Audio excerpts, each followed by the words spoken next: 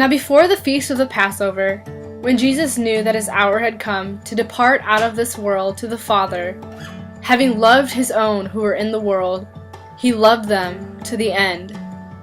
And during supper, when the devil had already put into the heart of Judas Iscariot, Simon's son, to betray him, Jesus, knowing that the Father had given him all things into his hands, and that he had come from God and was going to God, rose from supper, laid aside his garments, and girded himself with a towel. Then he poured water into a basin, and began to wash the disciples' feet, and to wipe them with the towel with which he was girded. He came to Simon Peter, and Peter said to him, "Lord, do you wash my feet?" Jesus answered him, "If I do not wash you, you have no part in me." Simon Peter said to him, "Lord, not my feet only, but also my hands and my head."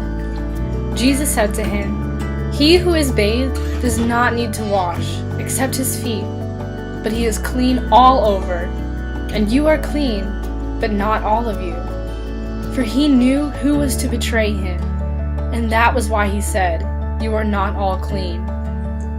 When he had washed their feet, and taken his garments and resumed his place, he said to them, "Do you know what I have done to you? You call me teacher and Lord, and you are right, for so I am. If I then, your Lord and teacher, have washed your feet, you also ought to wash one another's feet. For I have given you an example, that you also should do as I have done to you. Truly, truly, I say to you, a servant is not greater than his master, nor is he who is sent greater than he who sent him. If you know these things, blessed are you if you do them."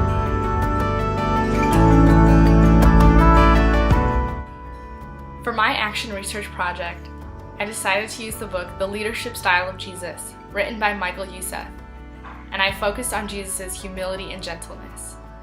Now, I know parts of the previous passage were kind of confusing and maybe cryptic, but basically what was happening was Jesus and his followers were sitting at supper when Jesus decided to wash their feet.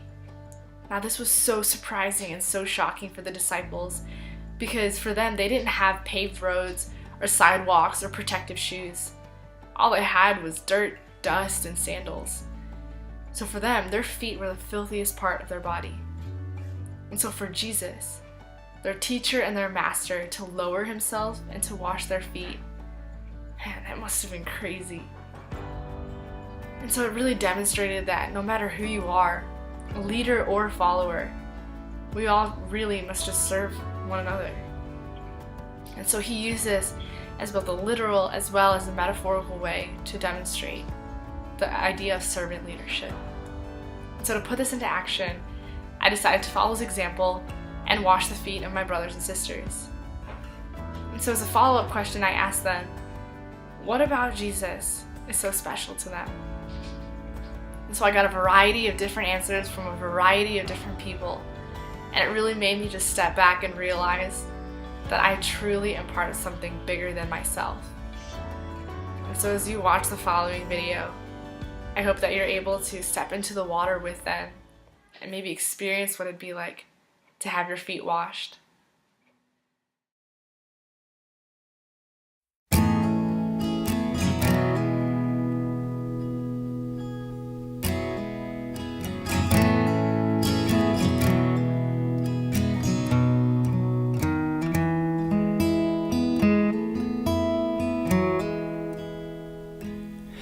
Been looking for you all over this town.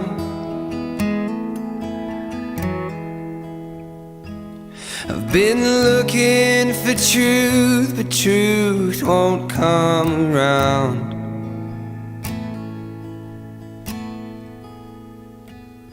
Now my head's in the highway, my heart's in the clouds.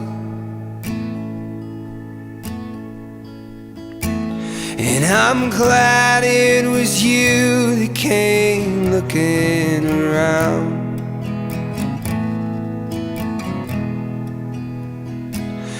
And I'm glad it was you that came looking around. So break my bones and hold my tongue. I shed my skin after all I have done. And you wash my feet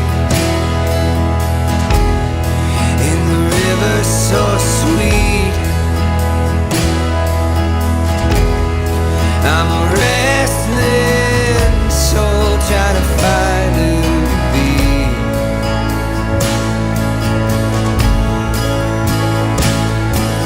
And I look for days upon nights.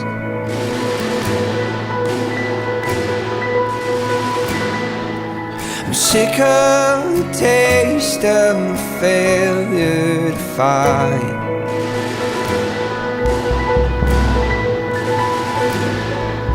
Now you made the spirit to dwell in my bones.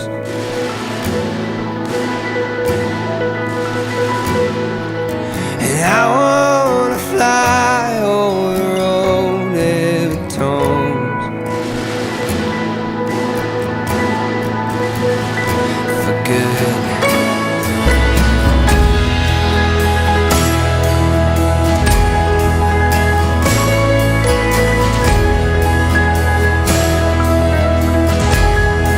So break my bones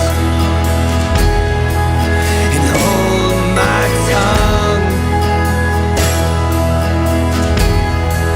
I shed my skin after all I have done. And you wash my feet in the river so sweet. And I'm a restless soul trying to find who to be.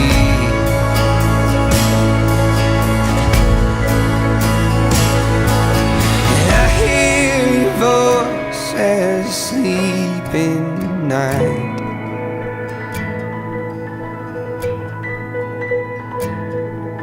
It tells me be brave, I'm just mine.